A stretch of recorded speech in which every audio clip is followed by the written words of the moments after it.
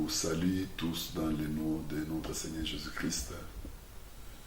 C'est lui qui est le maître de temps et des circonstances, c'est lui qui nous a gardés, vous et moi, depuis les premiers mois de cette année jusqu'à la fin de donc les derniers mois, la fin de ce mois. Nous lui remercions beaucoup. Nous remercions Dieu pour cette occasion qu'il vient de nous accorder afin que nous puissions partager la parole de Dieu. Nous savons que nous sommes à la fin de l'année. Il y a beaucoup de choses qui se passent. Il y a beaucoup de choses qui se passent, surtout dans nos cœurs, parce que c'est une période où la plupart des gens sont en train de faire leur bilan et même juger les promesses que Dieu les avait données depuis le début de l'année. Je crois dès qu'on est au mois de décembre, c'est le découragement pour les uns, les acclamations pour les autres.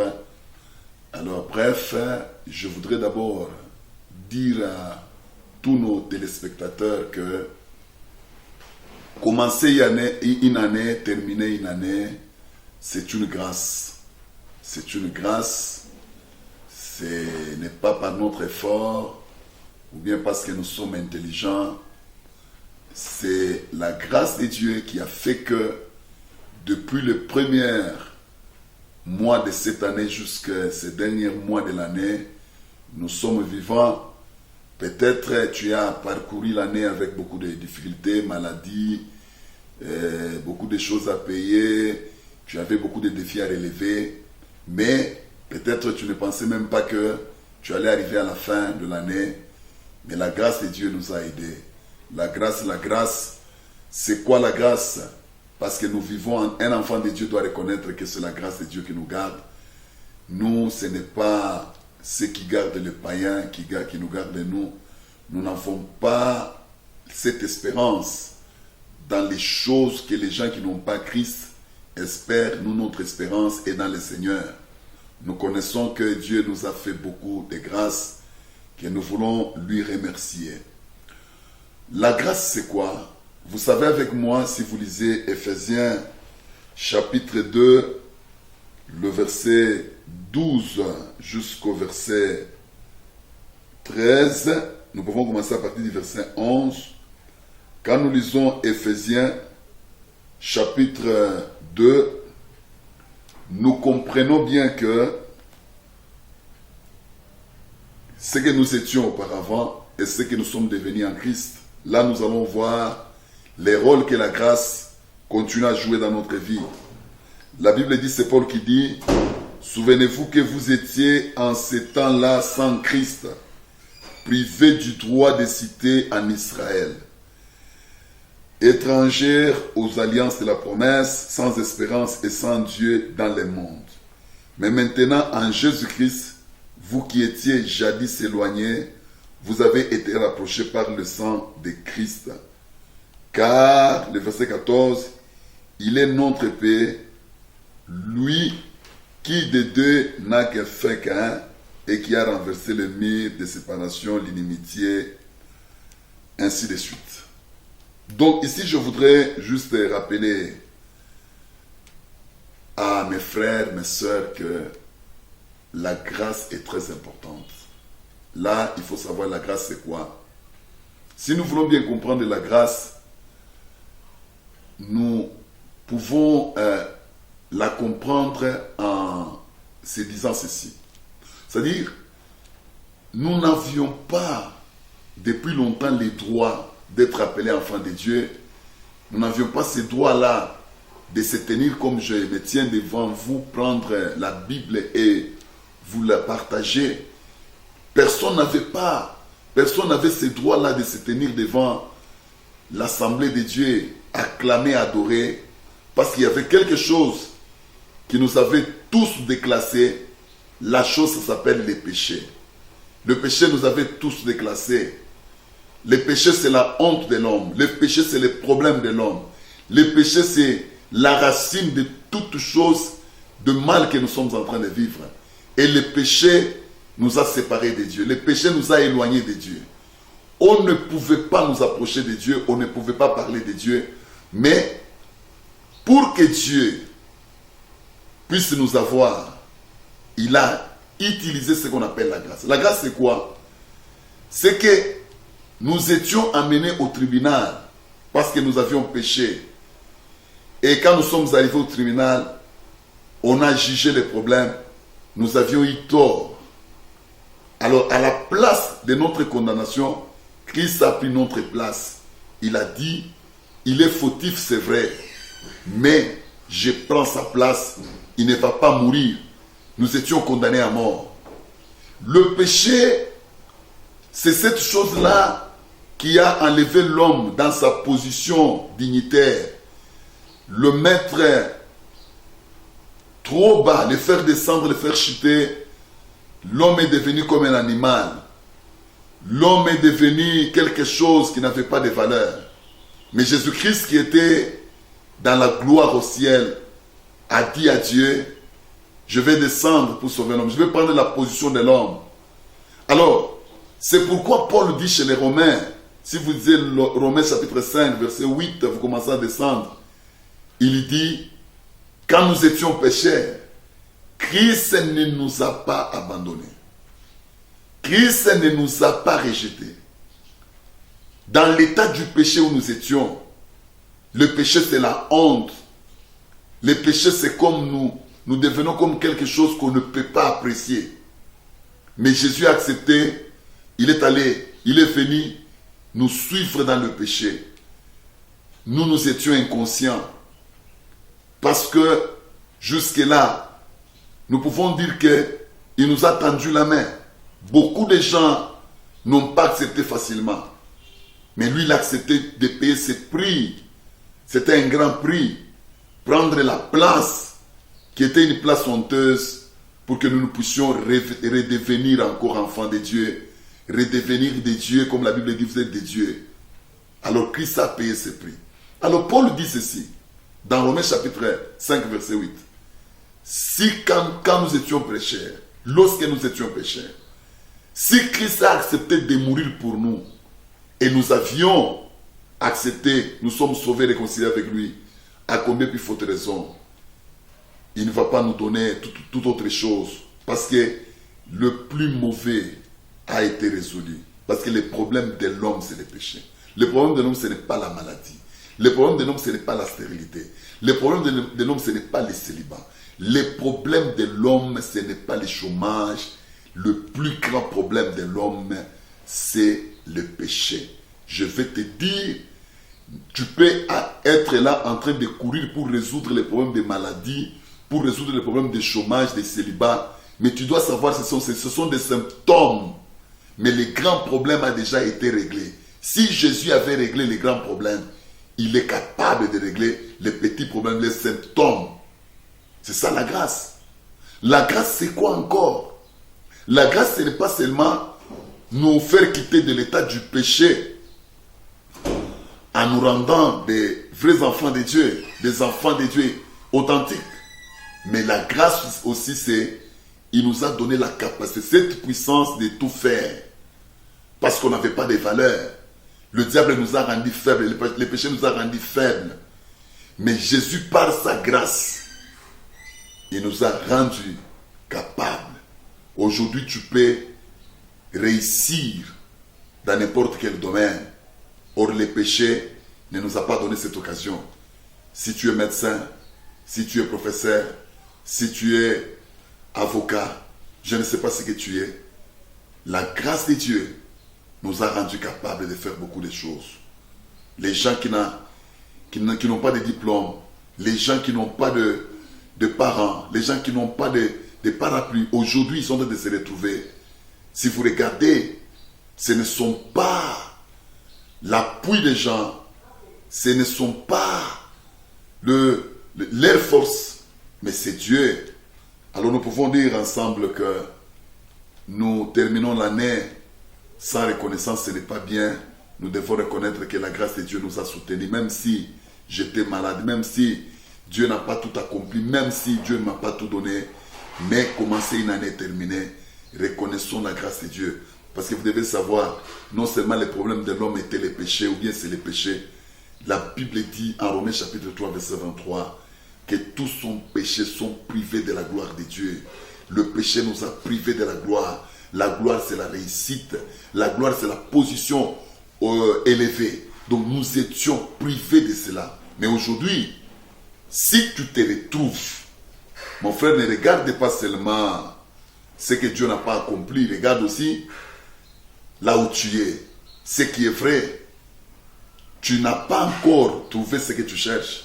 Mais tu n'es pas aussi en bas. Tu as quand même marché. Dieu a fait quelque chose. Si tu t'assois avec un esprit de reconnaissance, tu comprendras que Dieu, il est Dieu à louer, Dieu à bénir à cause de sa grâce. Dieu a fait beaucoup de choses. Dieu nous a beaucoup aidés.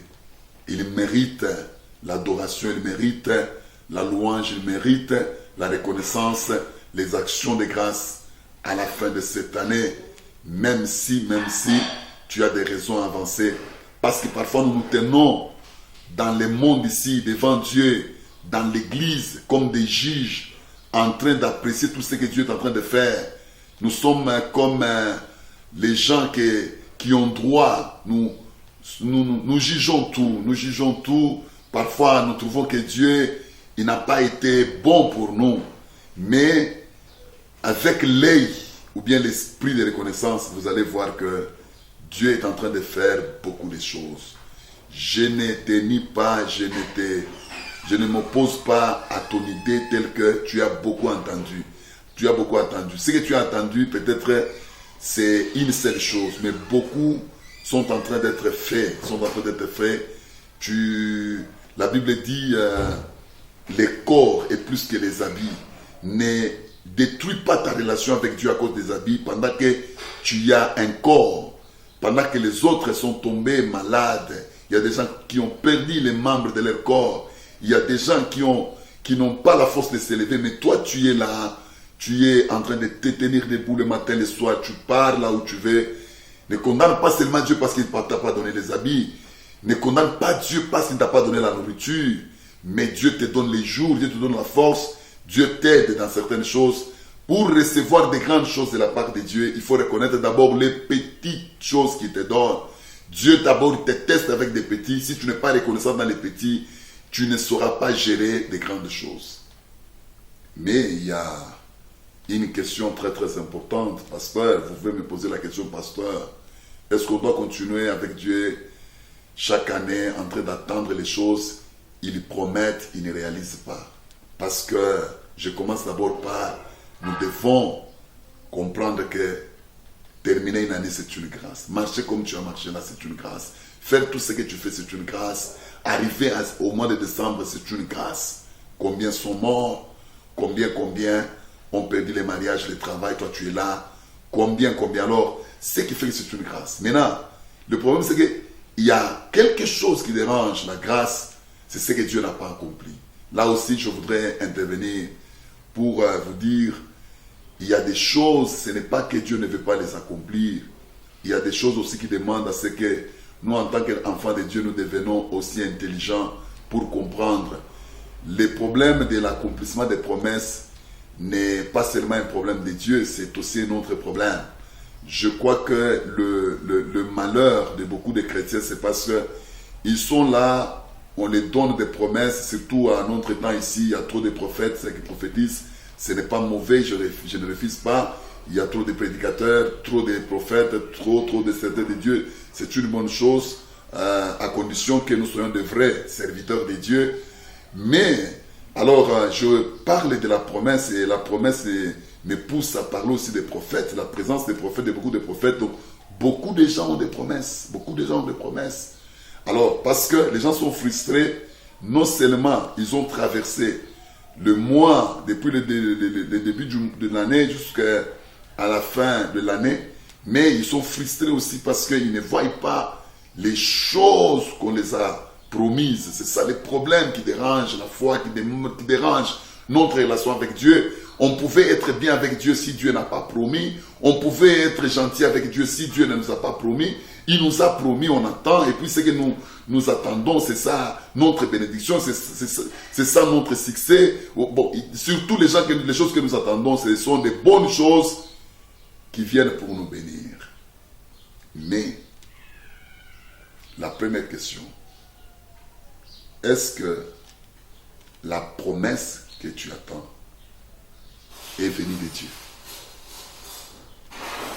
Dieu ne pourra faire rien en dehors de ce qu'il a promis. Le monde aujourd'hui a un problème. Parfois, nous réclamons des choses devant Dieu. Les choses-là ne sont pas dans les promesses de Dieu. Il y a des gens qui ont été dans des assemblées, un prophète, un serviteur de Dieu. Pour le faire plaisir, il a prophétisé. Il a donné la promesse. Alors, je vais vous donner un conseil, mes frères et sœurs. Si vous attendez une promesse, ayez au moins 2 ou 3 personnes qui ont donné la même promesse, 2 ou 3 personnes qui ne se connaissent pas, qui ne se rencontrent pas. Parce que la Bible dit, le témoignage de 2 ou 3 personnes est vrai. Parce que quelqu'un peut me dire des choses parce qu'il a voulu que je puisse me plaire avec son ministère. La Bible dit, Joseph a rêvé. Il a rêvé même 2 fois. Quand vous suivez, même ses frères avaient compris que Dieu a parlé à notre frère. Samuel, il a eu le message de la part de Dieu. Même quand il est allé se planter devant Élie, Élie a dit, dis-moi ce que Dieu t'avait dit. Le problème c'est que si ta promesse n'a pas source Dieu, ne dérange pas Dieu. Tu attendras longtemps. Il faut aussi vérifier. L'année vient de se terminer. Il ne faut pas seulement dire que Dieu n'a pas agi, Dieu n'a pas accompli. Ce qui est vrai aussi dans nos églises, on nous promet trop. Nous avons un Dieu qui parle trop du matin au soir. Trop de promesses. Mais vous devez être des chrétiens matures. La Bible dit, ne rejetons pas les prophéties, mais vérifions. Vérifions. Parce que tu risques d'être là en train de te décourager. Oh, Dieu m'a dit, il m'a trompé, il n'a pas dit, il n'a pas fait. La Bible dit en Hébreux chapitre 6 verset 18, il est impossible que Dieu mente. Dieu ne peut pas mentir. Dieu ne peut pas mentir. On dit qu'il n'est pas un fils de l'homme. En Nombre 23, il n'est pas un fils de l'homme pour se repentir, ni un homme pour mentir. Alors là, il faut faire attention. Si tu n'as pas le temps de vérifier la source de ce que tu réclames comme promesse, tu risques de prendre Dieu comme un menteur. Or, vous étiez en train de jouer parce qu'il y a des assemblées où on fait les jeux d'enfants. Vous jouez, il y a quelqu'un qui passe, il prêche, l'autre il passe, il prophétise. Donc Dieu n'est pas là. Là, il ne faut pas réclamer beaucoup de choses à Dieu. Deuxième chose, le temps. Dieu a promis. Est-ce qu'il t'avait dit que c'est en 2019? Parce que tu es découragé. Non, il m'avait dit que c'est cette année. Il t'avait dit que c'est en 2019. Écoutez, il y a 2 sortes de promesses par rapport au temps. Je suis sûr qu'il y a une promesse avec précision du temps. 2 Rois, chapitre 7, verset 1 à 2. Élisée a dit à cet officier, demain, à la même heure, la pluie va baisser. C'est une promesse avec précision du temps. Là, l'homme connaît que c'est demain. Nous pouvons évaluer, attendre Dieu pendant 24 heures, ou bien une année, ou bien donc un mois. Donc ça dépend du temps. Il y a des promesses comme ça dans la Bible. Il y a aussi une autre promesse. Là, c'est dans le temps, c'est dans la souveraineté de Dieu. Dieu peut te dire, je vais faire, il ne te dit rien. C'est ce qu'on avait dit à Abraham depuis Genèse chapitre 15. Dieu a commencé à parler. Quand Dieu a parlé, Il n'a pas dit à Abraham, non, je crois que c'est même avant Genèse 15. Dieu n'a pas dit à Abraham que telle année tu vas mettre au monde. Il a dit seulement je te donnerai l'enfant. Même quand Sarah doutait, il y avait trop de problèmes, Dieu a insisté, lui, si vous allez mettre au monde, il a donné même les noms d'enfants. Mais les temps, c'était son secret. Mais Abraham, 75 ans, il a rencontré Dieu.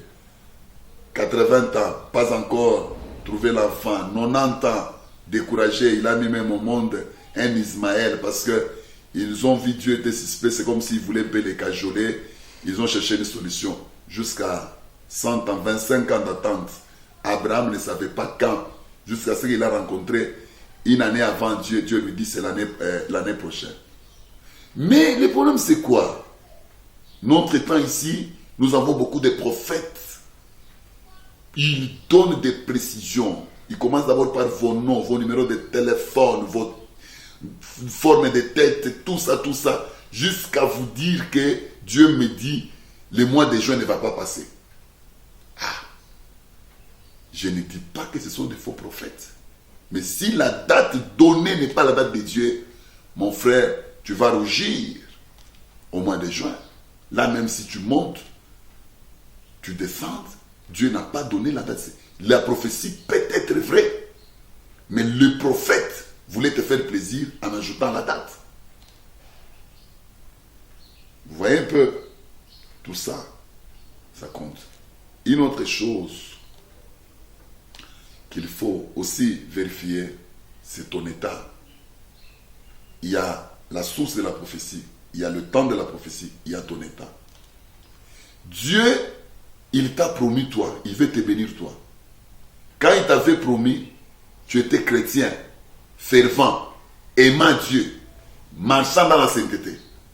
Maintenant, tu veux que Dieu accomplisse cette promesse, tu as déjà abandonné Dieu.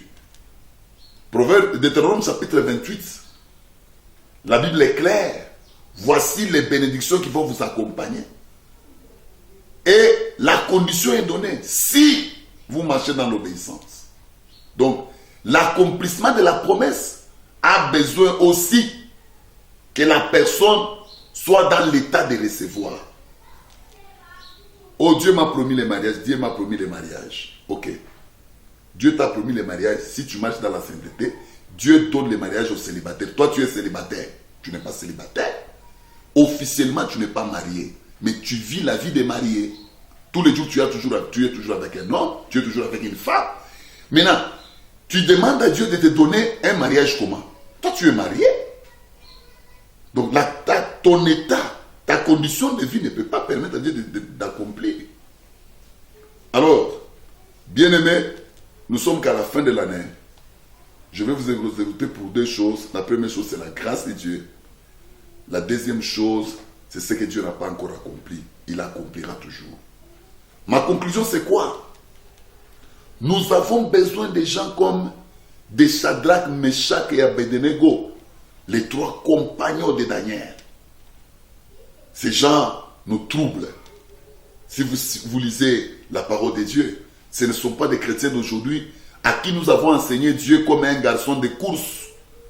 Quelqu'un qui vient, il donne à Dieu un délai. Au mois de décembre, si tu n'agis pas, l'année prochaine, je vais accoucher, je vais avoir un enfant sans mari. Parce que même tout le monde connaît que j'ai beaucoup patienté. Mais, ces trois compagnons, d'abord leur condition, c'était une condition de faiblesse. Ils étaient des esclaves. Dieu les avait déjà vendus. Le roi là, il s'élève. Il dit, vous allez adorer les statues, la statuette.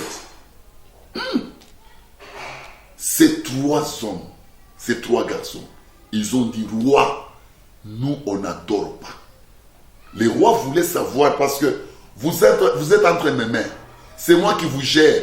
Ici, il n'y a pas de problème de Dieu parce que Dieu vous a déjà trahi. Il vous a amené en captivité. Vous espérez en qui? Ils ont dit à Dieu. Ah, les rois voulaient savoir maintenant. Si je vous jette dans le feu, qu'est-ce que vous allez faire? Ils ont dit, même si Dieu ne va pas nous sauver, on ne va pas adorer. À un certain moment, la vie chrétienne, ce n'est pas chercher toujours son intérêt. La vie chrétienne, c'est chercher l'intérêt de Dieu. Même si Dieu ne va pas me bénir, même si Dieu ne va pas me donner, je reste son fils. Je vais l'adorer, je vais le servir. C'est quelle manière de vivre avec Dieu dans notre temps ici. Nous allons devant Dieu en lui donnant des ultimatums, des délais. Nous avons besoin des gens comme des Shadrach, des Abednego, les gens là, même si Dieu ne va pas nous sauver, nous on va l'adorer, nous on va le servir, nous on va rester à côté de lui. D'ailleurs, nous savons que nous sommes des esclaves, il ne nous aide pas, il nous a laissés comme des esclaves. Mais malgré ça, nous restons attachés à lui. Marie, qui est allée suivre Jésus à la tombe, même si Jésus était mort, un mort ne peut pas t'aider. Mais cette femme s'est dit, même si Jésus est mort, il est mon Seigneur. Nous avons besoin des gens. Même à la fin de cette année, ils ne vont pas regarder ce que Dieu les a promis, mais ils regardent dans les relations avec Dieu. Dieu, il est important. Dans notre relation avec Dieu, c'est nous qui avons besoin de Dieu. C'est nous qui avons besoin de sa couverture, de sa présence. Être chrétien, ce n'est pas faire faveur à Dieu. Servir Dieu, ce n'est pas une faveur que nous faisons à Dieu. Aller à l'église, ce n'est pas une faveur que nous faisons à Dieu. Servir Dieu, donc ce n'est pas une faveur. La faveur, la grâce, c'est nous qui l'avons reçue. Il nous a fait grâce parce que nous sommes appelés enfants de Dieu. Restons là. Restons là. Cela ne veut pas dire que nous n'avons pas besoin qu'il mette sa main sur nous. Oui, je sais que même David a dit en Psaume 138, verset 2, que ta renommée s'est accrue par l'accomplissement de tes promesses. Dieu lui-même connaît que s'il agit dans notre vie, c'est alors qu'il a des renommées. Il a dit dans Jean chapitre 15, le verset 8, Jésus avait dit, si vous produisez beaucoup de fruits, c'est alors que mon Père sera glorifié, vous serez mes disciples. Il est vrai que le monde, nous-mêmes, nous avons besoin des actions de Dieu. Nous avons besoin de la puissance de Dieu. Nous avons du témoignage de Dieu. Nous avons besoin de ça. Mais nous ne pouvons pas mettre ça comme une condition pour être ses enfants, pour les servir, pour aller l'adorer, pour aller les servir. Ça ne doit pas être une condition. Nous sommes privilégiés parce que nous sommes enfants de Dieu. Nous sommes privilégiés parce que nous sommes ses serviteurs. Si à cette dimension là-bas, nous sommes reconnaissants, mon frère, je te dis, tu ne finiras pas ta course sur la terre dans la honte. Tu finiras ta course dans la gloire. Dieu fera ce qu'il t'a promis. Que Dieu vous bénisse.